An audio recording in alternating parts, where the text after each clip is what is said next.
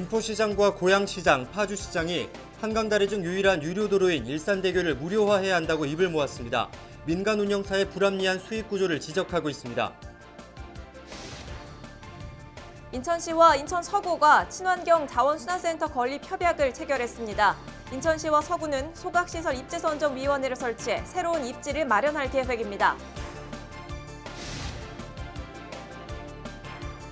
2021년 지자체 역점사업 점검기획, 산업단지 조성과 자족도시 준비에 나선 계양구의 청사진을 살펴봅니다.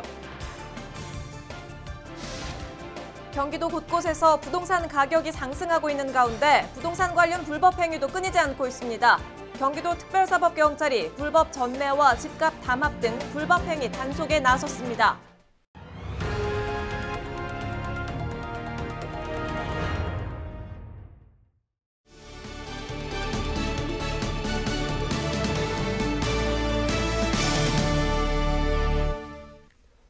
여러분 안녕하십니까? 헬로티비 경인뉴스입니다.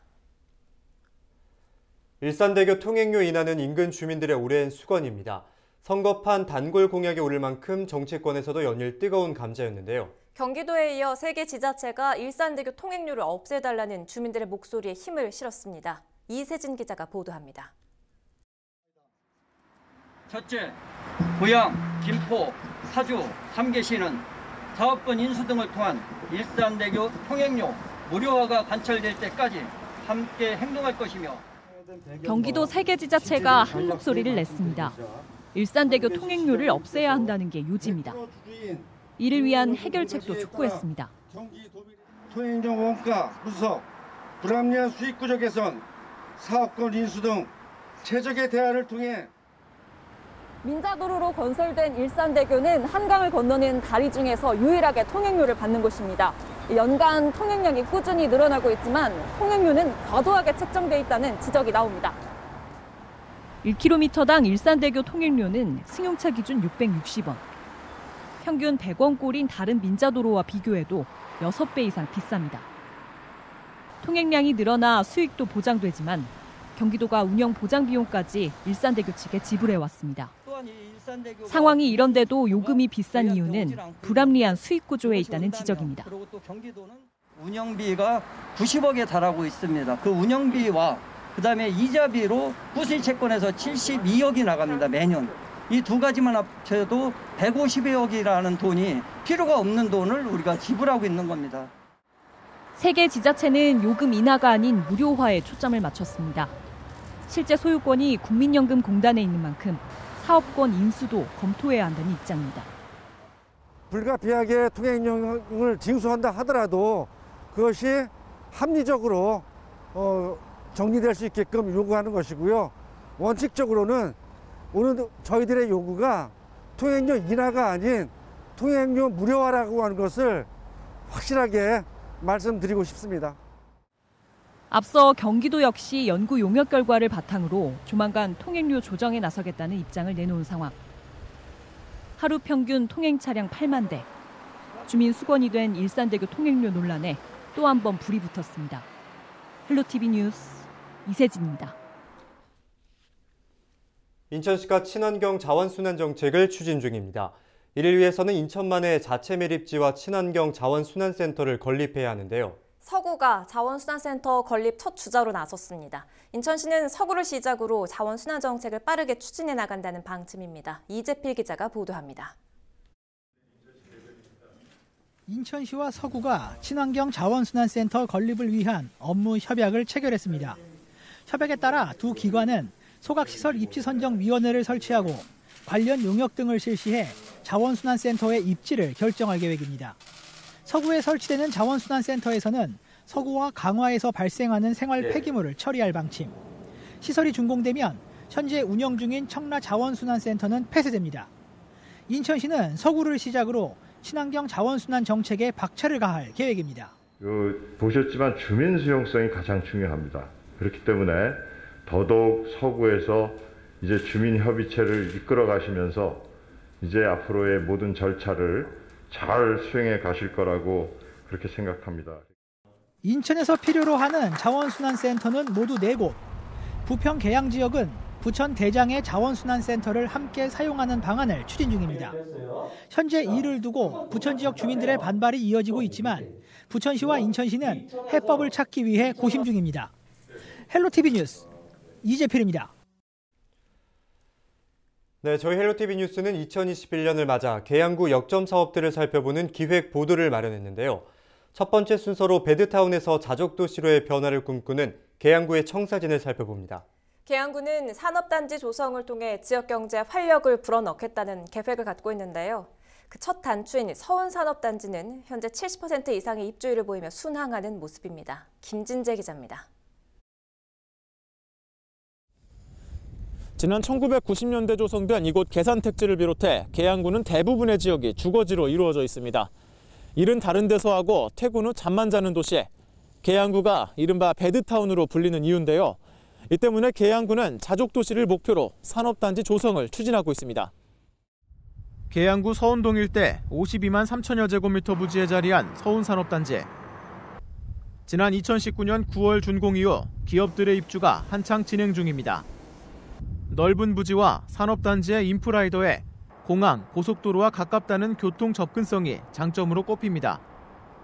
국내에 유통되는 제약용 자동 포장기계의 약 90%를 생산하는 한 제조기업 역시 이런 이유로 지난해 9월 부천 오정동에서 서운산업단지로 터를 옮겼습니다.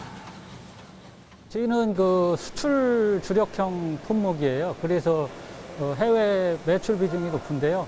고객들이 쉽게 접근할 수 있는 공항이 가깝고 또 국내 고객들도 계양 IC를 이용해서 쉽게 저희 회사에 접근할 수 있기 때문에 계산택지 등 산업단지 주변에 위치한 대규모 주거단지도 기업들이 서운산업단지를 선택한 이유 중 하나입니다. 실제로 한 캠핑용품 제조업체는 지난해 3월 서운산업단지에 입주한 이후 계양구 등에 거주하는 생산직 직원 40여 명을 신규 채용하기도 했습니다.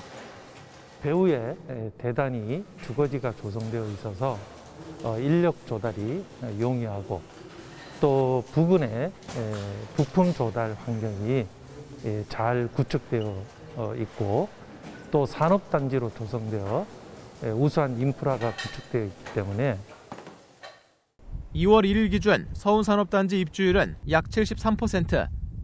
입주가 예정된 전체 70개 기업 중 51개 기업이 입주를 완료했습니다. 계양구는 모든 기업이 입주를 마치면 연간 약 1조 4천억 원의 생산 유발 효과가 있을 것으로 기대하고 있습니다.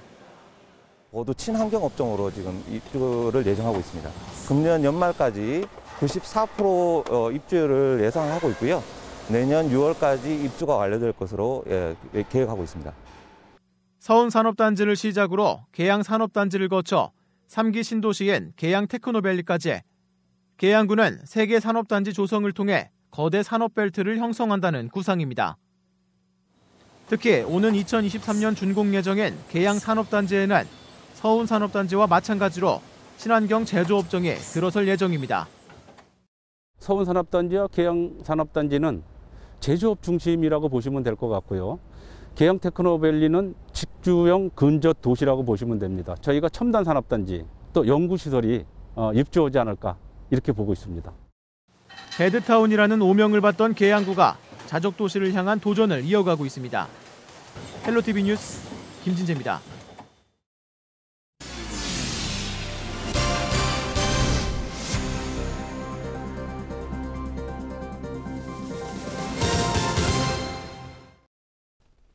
서울에서 시작된 부동산값 급등이 경기도로까지 퍼지면서 도내 곳곳에서 10억 아파트가 등장하고 있는데요. 이 때문에 부동산 관련 불법 행위도 기승을 부리고 있습니다. 이재명 경기도지사는 부동산 투기 근절을 여러 차례 강조해왔죠. 경기도 특사경이 칼자루를 뽑아들었습니다. 이지훈 기자입니다. 올해로 입주 2년 차를 맞은 경기도의 한 아파트. 최근 한 달 사이 1억 원 넘게 올랐습니다. 입주 당시보다 2배 가까이 뛴 겁니다. 집주인들은 보다 높은 가격으로 팔기 위해 부동산 중개인을 압박합니다. 5억 초가 찍고 네이버 보시면 막 호가가 막 올라와 있잖아요. 그럼 저희가 올리는 게 아니라 주인들이 그렇게 올려달래요. 안 올리면 전화 와요. 왜 안 올리냐고. 집값 담합, 형사처벌 대상입니다. 경기도 특사경은 이 같은 집값 담합을 비롯해 부동산 관련 모든 불법 행위에 대해 철퇴를 예고했습니다. 부동산으로 불로소득을 얻는 길을 차단하겠다는 겁니다. 중점 수사 대상은 아파트 부정 청약이나 불법 점매, 토지 거래 허가 구역 내 부정 행위 등입니다. 특사경은 먼저 경기도 내 청약 경쟁률이 과열된 일부 지역을 대상으로 위장 전입과 청약 통장 매도 행위 등을 집중 수사할 예정입니다. 불법 행위가 드러나면 형사처벌은 물론 분양권 취소까지 한다는 방침입니다. 요새 부동산 가격이 급격하게 상승함에 따라 부동산 불법 행위를 통해서 얻어지는 불로소득을 근절을 하고요. 그다음에 무주택 서민 보호를 위해 대대적인 수사를 실시할 계획입니다. 지난 2019년 신설된 경기도 특사경 부동산 수사팀은 지난해까지 부동산 관련 불법 행위로 총 1,400여 명을 적발한 바 있습니다. 헬로티비 뉴스 이지훈입니다. 인천시 중구가 제3연륙교 개통 시점인 2025년에 맞춰 영종도와 월미도를 연결하는 해상 케이블카 사업을 추진합니다. 관광을 통한 지역경제 활성화가 목표입니다. 배상민 기자입니다. 인천국제공항과 복합리조트 개발이 이루어지고 있는 영종국제도시. 대한민국 관광지 100선에 등재한 계양장, 차이나타운 등이 있는 원도심을 잇는 움직임이 본격화됩니다. 중구가 영종국제도시와 원도심 간 해상 케이블카 도입을 추진합니다. 영종과 원도심 간 관광벨트를 구축하고 지역 간 접근성을 높이기 위해서입니다. 이를 위해 중구는 영종, 월미 해상 관광 케이블카 도입 방안 연구를 인천연구원의 정책연구과제로 의뢰했습니다. 해상 관광 특화 시설 도입 필요성을 검토하고 사례 연구, 해상 케이블카 구축 방안 관련 효율적 관리, 운영 방안 수립이 연구 내용입니다. 원도심 상인들은 예전에도 추진하다 흐지부지 됐다며 침체된 지역경제 활성화를 위해 이번에는 성사되길 기대하는 분위기입니다. 저희는 이제 관광 활성화 차원에서 대환영을 하고 그리고 이게 그냥 설계 용역에서 그치지 않고 진짜 인천이 항구도시고 그렇기 때문에 명실상부하게 인천을 좀 빛낼 수 있는 그런 대표적인 케이블카가 완성이 좀 됐으면 하는 바람입니다. 중구는 제3연륙교 개통 시점에 맞춰 해상 케이블카를 설치해 접근성을 높이고 원도심 문화, 관광자원 연계 등의 시너지 효과를 낼 수 있도록 하겠다고 밝혔습니다. 원도심 해상 항만 복합벨트와 영종국제도시 엔터테인먼트 클러스터를 연결해 중구의 관광 활성화를 위해선 해상 관광 케이블카 도입이 필요하다고 덧붙였습니다. BTV 뉴스 배상민입니다.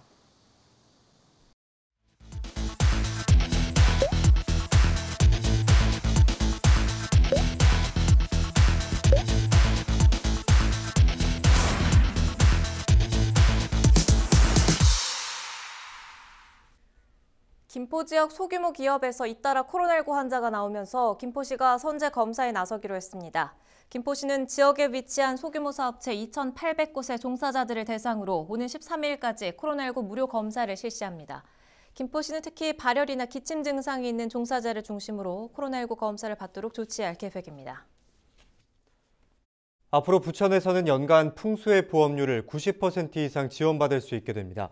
부천시는 3일 태풍과 호우 등 자연재난에 대비해 풍수해 보험에 가입하는 시민들에 대해 정부와 지자체가 연간 보험료를 최대 92%까지 지원한다고 밝혔습니다. 주택과 농업용 온실, 소상공인 상가와 공장 등 개인 자산이 대상이 됩니다. 풍수해 보험은 태풍과 집중호우, 대설 등으로 주택과 온실, 공장 등의 재산 피해가 발생했을 경우 실질적인 보상금을 지급합니다.